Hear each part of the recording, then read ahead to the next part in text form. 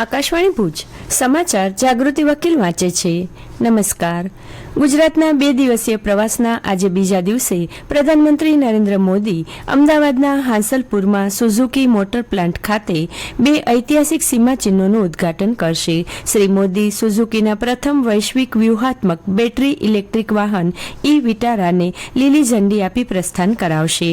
ભારતમાં ઉત્પાદિત આ વાહનોની યુરોપ અને જાપાન જેવા અદ્યતન બજારો સહિત 100થી વધુ દેશોમાં નિકાસ કરાશે. આ સિદ્ધિ સાથે ભારત હવે સુઝુકીના ઇલેક્ટ્રિક વાહનો માટે વૈશ્વિક ઉત્પાદન કેન્દ્ર તરીકે સેવા આપશે. આ પ્રસંગે તેઓ સભાને પણ સંબોધિત કરશે. Shri Modi TDS lithium ion battery plant ખાતે હાઇબ્રિડ બેટરી ઇલેક્ટ્રોડના સ્થાનિક ઉત્પાદનની શરૂઆત સાથે ભારતના બેટરી ઇકોસિસ્ટમના આગામી તબક્કાનું ઉદ્ઘાટન પણ કરશે. આ પ્લાન્ટ સ્થાનિક ઉત્પાદન અને સ્વચ્છ ઉર્જા નવીનતાને વેગ આપશે, જેનાથી 80%થી વધુ બેટરીઓ હવે ભારતમાં બનાવાશે.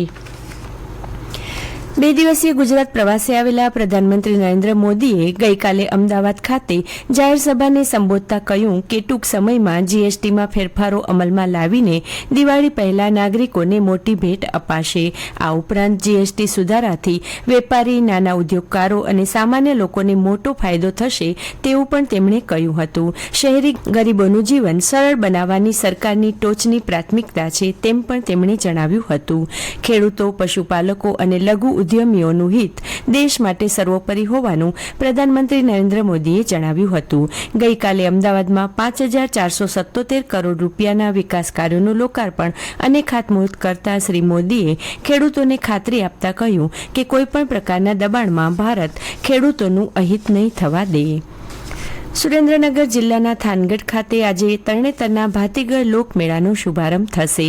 પાંચાળની પુરાતન લોક સંસ્કૃતિને ઉજાગર કરતો આ મેળો ભાદરવા સુદ ત્રીજથી છઠ સુધી 29 ઓગસ્ટ સુધી યોજાનાર છે.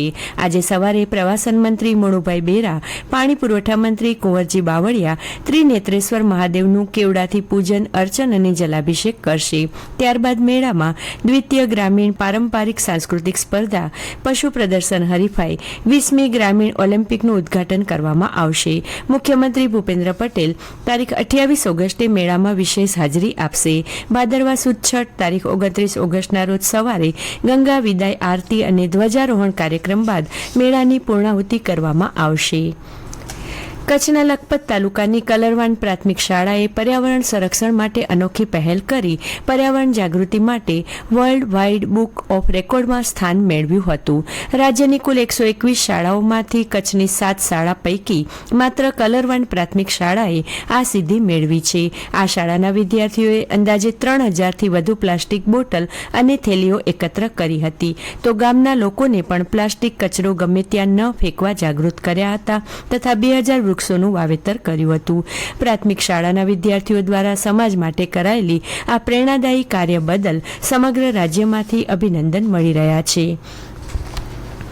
કચ્છમાં જન્માષ્ટમી પર્વથી શરૂ થયેલ મેઘ સવારીનો દોર સતત 9 દિવસ સુધી જારી રહ્યા બાદ ગઈકાલે જિલ્લાના મોટાભાગના વિસ્તારોમાં વરસાદી વિરામની સ્થિતિ જોવા મળી હતી.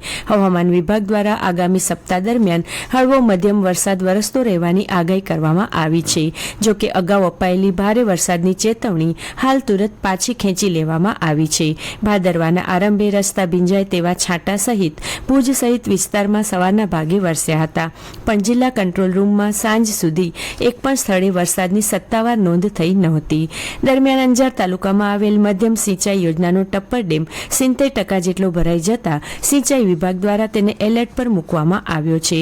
પવનની ગતિ વધુ રહેવા સાથે મહત્તમ પારો 30 ડિગ્રી આસપાસ રહેતા વહેલી પરોઢના સમયે વાતાવરણમાં શીતળતા તો બપોરના સમયે આંશિક ઉકળાટની અનુભૂતિ થઈ હતી. ટોક્યો ઓલિમ્પિકમાં રજત ચંદ્રક વિજેતા ખેલાડી મીરાબાઈ ચાનુએ ગઈકાલે અમદાવાદમાં કોમનવેલ્થ વેઇટ લિફ્ટિંગ ચેમ્પિયનશિપમાં કુલ 193 કિલો વજન શ્રેણીમાં સુવર્ણ ચંદ્રક જીતી લીધો હતો. વરિષ્ઠ મહિલા 48 કિલોગ્રામ કેટેગરીમાં મીરાબાઈ ચાનુએ 3 નવા કોમનવેલ્થ રેકોર્ડ સર્જ્યા હતા.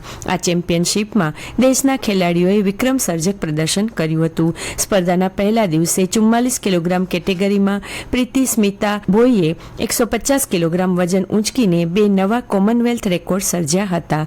જ્યારે જુનિયર મહિલા 48 કિલોગ્રામ કેટેગરીમાં કુસ્તીમાં સૌમ્યા દલવીએ કુલ 177 કિલોગ્રામ વજન સાથે 2 નવા કોમનવેલ્થ રેકોર્ડ બનાવ્યા હતા. અને આ સાથે આ સમાચાર બુલેટિન પૂરું થયું. નમસ્કાર.